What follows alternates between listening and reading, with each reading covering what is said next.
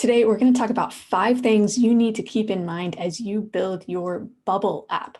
A lot of people ask us, will I be able to master no-code tools and specifically using the Bubble platform without a technical background? And it's a good question because when you're stepping into the no-code app development space, even though it's no code, there is still a lot to know, and it can feel a little bit intimidating, sort of confusing whenever you're getting started out. So today we're going to talk about 5 key things you need to know as you start to build your app on Bubble. Now, first, if you're new around here, my name is Kristen, and I'm the co-founder of Coaching No Code Apps, where we help business owners and industry experts build custom apps to either start their app-based businesses or grow their existing businesses, all without coding and with no technical background required. So we're going to dive in to these 5 key components that we have seen will really impact your success with the development and ultimately with the launch and the scaling of your app. So what I'm going to do is share my screen, and we're going to jump over to the whiteboard because I want to kind of write some of this out and draw a little bit of it out too. So the first thing that I really want you to understand is that you should be building your app in layers. When you're using Bubble specifically, we're going to talk about what this looks like. A lot of people come onto the platform and they just start building everything at once with their app. They work on a bunch of different features at once, both front end and back end, and they kind of build whatever they're interested in building in the moment or whatever is maybe easiest in the moment. And it creates a really cluttered and disorganized development process. But really, we want to build our apps in layers. So the first thing to understand is to build in layers. And the easiest way to describe this is for you to imagine building a house. Okay, and we're going to talk about what each of these components will look like in terms of your app. But when you're building a house, think about the general sort of layers in which you would build, right? You're going to first start by laying a foundation for the house, and then you're going to build the frame of the house, right? You are going to build the frame of the walls, you'll build the roof, and so on. And you'll start to add in, the doors and the windows and that sort of thing. And once you get past having that frame of the house, you have the foundation, you have all the framework in place, then you're going to go in and start to add things like wiring. You're going to finish out the plumbing. You'll add in the air conditioning unit, that type of thing. And once you have all of that in place and you have the walls covered, you have your drywall up, then you start adding things like paint. You start adding furniture, you start adding decorations, kitchen appliances, and all of that. So when you build a house, you build it in these layers where certain things have to happen at certain times. And when you're building an app, it's really no different. You want to build in layers. So you want to build your foundation first, and we'll get into this more, but we see that as your database. And you want to build the frame of your app, really the overall app architecture. So you start building out in layers, and think about it this way. Think about if you were to reverse some of this. If you were to, build the wiring or the decor of your app, so to speak, first. Think about what that would look like if you were doing it in the construction of a house. If you try to, build out all the wiring, the electrical wiring of a house before you have the framework of the walls built, well, you can put together all the wiring and you can put it in the house. But what's going to happen is once you start building out the walls and the rooms and all of this, you're going to have to rework all of the wiring so that it fits in properly. Okay, so from a high level, when you're building your app, think about it that way. There is a specific order in which you need to build. And when you're building in Bubble, you need to follow this specific order. Now, like I said a couple times, we're going to get into this more in depth, and that really leads to our second point. And it's that you want to create the right data structure first, and just as importantly, understand that your data structure can, should, and will evolve over time. So the second thing here is to create the right data structure. Okay. Now, in the picture above, we talked about the database as kind of being like the foundation of a home. And I want you to think about it that way when it comes to your app too. We like to create the right data structure for your app. And this it's hard to kind of dive deep into what a data structure should look like in a video like this, because it's really going to depend on your app, on what type of data you need to house in the app and you need to manage and how it needs to work together. But it's important that you get it right for your app from the start, and that you lay that foundation first. Okay. And I'm talking about laying the foundation or creating your data structure first, as opposed to doing things like creating a bunch of pages and designs on pages, so that you're kind of just essentially like you're wireframing your app out before you ever even touch the data. So create the data structure first instead of doing that. Create the data structure first instead of just starting to build your app as a whole and kind of jumping back and forth in between the database and everything else as you go, and taking kind of a scattered approach like that. Lay the foundation for your app first, and remember that that foundation is your database. Now, for us, this is just a fundamental best practice. No matter what type of app you're building, this is always what we suggest doing first. It's what we do with all of our clients.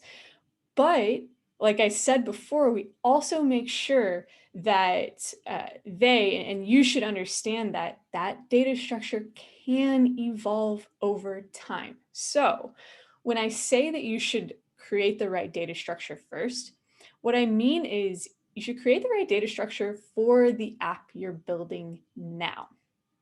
That doesn't mean that you should create it for what the app could look like 2 or 3 or 5 years from now, because that's where a lot of people get caught up. Is they think about all the potential what ifs that their app could go through. What if I end up having this feature? What if users end up wanting to do this, this, and this? What if whatever, all the what ifs that you could possibly think of for years down the road. A lot of people try to start building their data structure for all of those, but that creates a lot of confusion and it can delay you a lot. And so the thing that you should understand is build your data structure first, lay that foundation, but build it with your immediate app in mind. So what's the first version of your app? What do you need within this first version? And remember that it can grow and evolve from there. It's not like you're creating this structure and then it's set in stone forever. You can keep going from there, and that's okay, as long as you have the right foundation for your immediate app to start with. Okay, so try to kind of resist thinking 2, 3, 5 years out. Try to build for the now and know that it will evolve. Okay, so the third thing is to start thinking about the front end of your app and make sure that you keep your design pretty straightforward and simple, and that you really design for usability.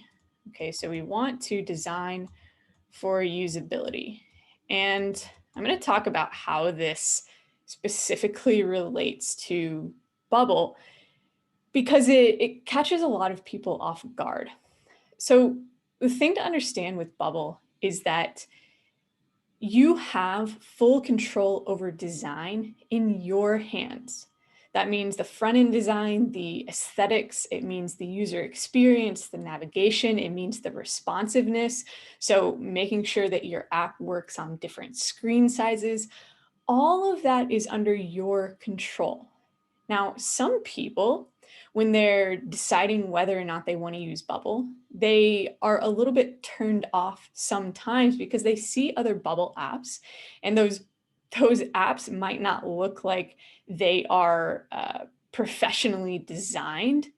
And so a lot of people think, well, this is a Bubble thing. It's, Bubble apps don't look professional. But the reality is, most of us just aren't designers, right? And Bubble gives us that control. It gives us the control to be the designer. It's up to us. But most of us aren't designers. And so a lot of people really struggle in this area. It's less of a technical, structural component of the app, and it's more so just trying to figure out how your app can look good, how users can come on and have a good experience, and how you can really just create a cohesive front end of your app. And we're not going to go into a full design lesson here, but I do want to touch on some fundamentals that are important to understand. And the main thing is to keep in mind that you should be designing for usability. Now, this is applicable to any stage of your app's development or launch or scale, but especially when you're working with the first version of your app. So designing for usability really means you are keeping your design relatively simple and making it functional first and foremost. So designing for usability, keep simplicity in mind, okay? And I want you to try to not just think about aesthetics. Try not to look at other apps, catch yourself, thinking that they look so great and wondering how you could ever make yours look that way. Instead, reel it in a little bit and try to keep it simple. Try to keep your design simple and focus more so on the functional components. Now, by that, I mean, how are you designing your app in a way so that users can go from one step to the next and to the next without having to think too much? Okay. Design has so much to do with users being able to use your app, with users wanting to stay on your app, so with your retention and even with your conversion. You have to make sure that you're designing the front end so that it guides users through, so that they know exactly what to do next. They know exactly why they're doing each step in whatever process it is that they're doing, and so that they're not confused along the way. There aren't too many options, there's not too much clutter, there aren't too many, flashy design choices that are distracting. Keep it simple and keep it functional. This is going to make a massive difference in not only the speed of your development, because you're not going to have to sit there agonizing over what your app should look like, but it's going to make a huge difference in just the overall usability of your app, of users actually being able to come on and efficiently test the app and efficiently continue to use it as you roll it out from there. So with that in mind, the next kind of step in the design process is to design based on trends. Now, again, we could go down the rabbit hole of design, but we think it's really important to not let yourself do that when you're really early on in the process. So what you really want to think about after you've understood that you're designing for usability, you want to keep it simple, you want to keep it functional, is that you really don't need to be reinventing the wheel. You don't need to be, again, just agonizing over what everything should look like. Instead, try to find trends in whatever it is you're designing and create your app and design your app based on those trends. So what I mean is, think about the different processes your users will go through in your app. Think about the different screens they'll see and look at what other apps do when it comes to designing those processes and designing those screens, and find trends in those.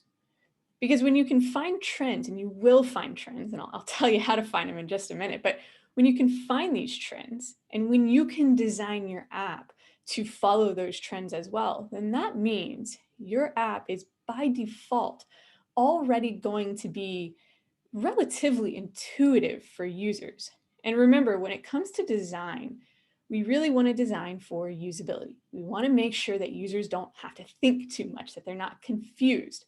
Well, if you're designing based on trends that you see in other apps, well, your users will likely have gone through these same processes and experienced these same design trends before, so they are more intuitive. That means less thinking, less friction, more usability. One of the ways where you can find trends is by going to sites like webframe.xyz. This is really simple. If you go to webframe.xyz, you'll see there are collections of designs, different screenshots of different processes, different flows, different screens, and all these things. You can look at design trends for dashboards, for onboarding processes, for sign-up processes, for checkouts, for all these things. And when you compare these different apps and these different apps processes side by side, you'll see that so many of them look so much alike. And again, it's because users are used to these trends. They're used to going through them. They're used to experiencing these processes, which means that they become intuitive for users. That's what you want your app to be. When you're thinking about design, that's what you want to think about.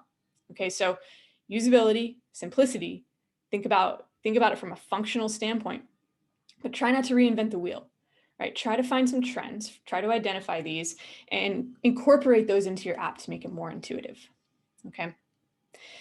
Now, the fourth thing that I want to talk about, and this kind of, or that last point leads us really straight into this, but you should also design or create your logic, all of the back-end processes of your app with performance in mind.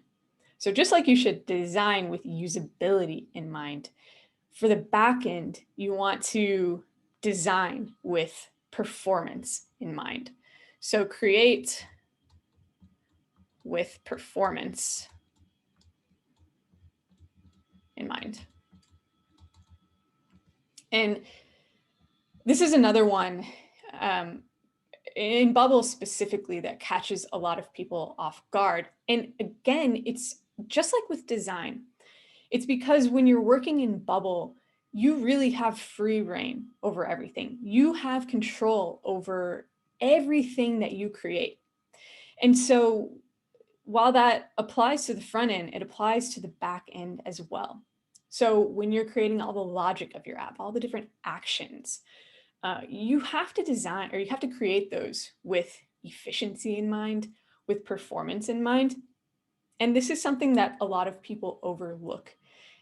And it happens because most people just kind of dive into their app's development. They start learning and figuring out as they build their app. So you're kind of learning by building. And this isn't a bad thing, but what ends up happening is it creates a lot of inefficient processes within the app, because there are lots of different ways you can do the same thing, or you can achieve the same outcome within an app, but not all of them are right, and not all of them are best.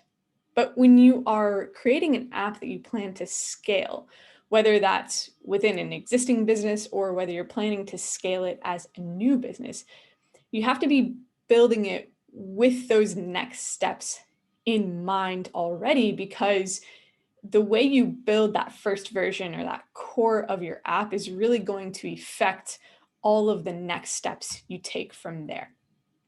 So if you don't build with performance in mind from the beginning, chances are your app is inevitably going to be slow.